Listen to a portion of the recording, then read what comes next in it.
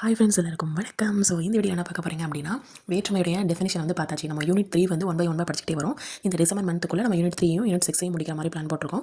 So என்னுடைய இதில் ஷார்ட்ஸில் தான் உங்களுக்கு வீடியோ வரும். ஈஸியாக 3 நிமிஷத்துலேயே நம்ம படிச்சு முடிச்சிடலாம் ஒரு டாப்பிக்கை. ஸோ இதில் வந்து பார்க்குறீங்க அப்படின்னா முதல் வேற்றுமை, இரண்டாம் வேற்றுமை, மூன்றாம் வேற்றுமை. ஓகேங்களா? ஸோ இந்த ஷார்ட்டாக பார்த்தலாம்.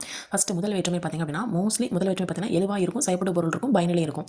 ஓகேங்களா? ஸோ எழுவாய் சொல்லி பார்த்திங்க அப்படின்னா எப்பவுமே தனித்து இருக்கும், ஏதாவது ஒரு உருவு வந்து சேர்ந்துருக்காது. ஓகேங்களா? ஸோ அதனால் என்ன சொல்கிறாங்க அப்படின்னா இது எழுவாய் வேற்றுமை அப்படின்னு சொல்கிறாங்க. அப்போ முதல் வேற்றுமைக்கு இன்னொரு பேர் என்னது? எழுவாய் வேற்றுமை. ஓகேங்களா? ஃபார் எக்ஸாம்பிள் இப்போ பாவை வந்தால் இருக்கு, இதில் எந்த ஒரு வேற்றுமை உருவு எதுவுமே சேர்க்கப்படலை, தனித்து இருக்குது. ஸோ அப்போ எழுவாய் வந்து தனித்து இருக்கிறதுனால இது எழுவாய் வேற்றுமைன்னு சொல்கிறாங்க, இது முதல் வேற்றுமைன்னு சொல்கிறாங்க. ஓகேங்களா?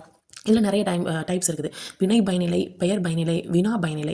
ஓகேங்களா? ஸோ இப்போ வந்து எக்ஸாம்பிள் பார்த்திங்க அப்படின்னா வினை பயனிலைனா என்னது அப்படின்னா லாஸ்ட் வந்து வினையை கொண்டு முடியும். ஓகேங்களா? ஓகே, இப்போ கண்ணன் வந்தான், வந்தான்கிறது வந்து ஒரு வினை. பெயர் பயனிலை பார்த்திங்க அப்படின்னா பெயரை கொண்டு லாஸ்ட் முடியும். அவன் கண்ணன், கண்ணன்கிற லாஸ்ட் வருது. ஸோ பெயர் பயனிலை.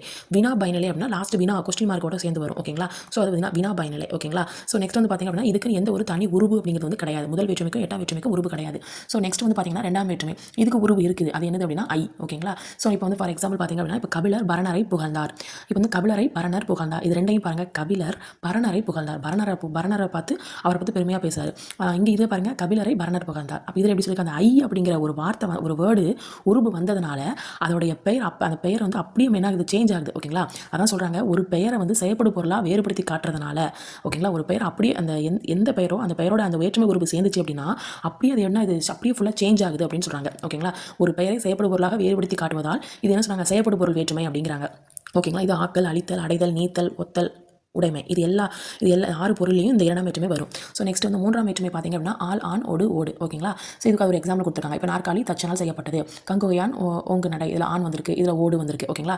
இப்போ வந்து ஆல், ஆண் இந்த ரெண்டு எடுத்துக்கிட்டிங்க அப்படின்னா கருவி பொருள், கர்த்தா பொருள்னு சொல்கிறாங்க. கருவி பொருள் ரெண்டாவது பிரிவு முதற்கருவி, துணைக்கருவி. முதற்கருவி பார்த்திங்கன்னா அந்த கருவியை செயல்படு பொருளாக மாறும். துணைங்க அப்படின்னா அந்த ஒரு விஷயத்தை செய்யறதுக்கு துணையாக ஏதாவது ஒன்று இருக்கும். இப்போ வந்து மரத்தால் சிலை செய்தான், அவன் தான் மரத்தால் சிலை செஞ்சிருக்கான்.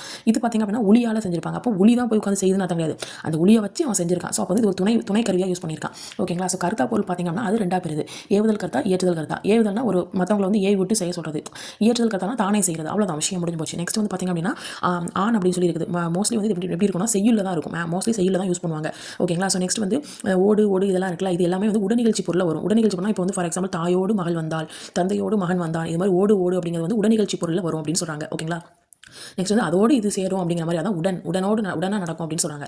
ஓகேங்களா? கருவி பொருளில் அப்படின்னு பார்த்திங்கன்னா கொண்டு அப்படிங்கிற ஒரு சொல்லுறுப்பு இருக்கும். உடனிகழ்ச்சி பொருளில் பார்த்திங்கன்னா உடன் அப்படிங்கிற சொல்லுறுப்பு இருக்கும். கருவி பொருளில் உங்களுக்கு என்ன வரும், இங்கே என்ன வரும் அப்படின்னா கொண்டு அப்படின்னு சொல்லி வரும். உடனிகழ்ச்சி பொருளில் பார்த்திங்க அப்படின்னா உங்களுக்கு வந்து உடன் அப்படின்னு சொல்லி சொல்லுறுப்பு வரும். ஓகேங்களா? ஸோ இது முதல் வேற்றுமை, இரண்டாம் வேற்றுமை, மூன்றாம் வேற்றுமை.